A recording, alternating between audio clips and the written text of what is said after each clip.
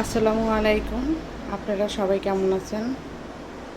আজকে আমি দেখাবো কি রান্না করছি, সেগুলো আপনাদেরকে দেখাবো। এখন রাত বাজে 12টা।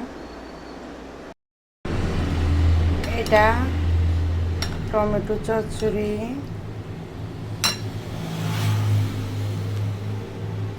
এটা বেগুন আলু দিয়ে শুটকি, এটা আলুর ডাল রান্না করছি সাথে ডিম দিয়ে। খুবই এটা মজাদার, খেতে খুবই ভালো লাগে। এই রেসিপিটা আমি প্রথমেই রান্না করেছি। এটা টমেটো চচ্চড়ি। আমি আজকে রান্না করছি 3টে আইটেম।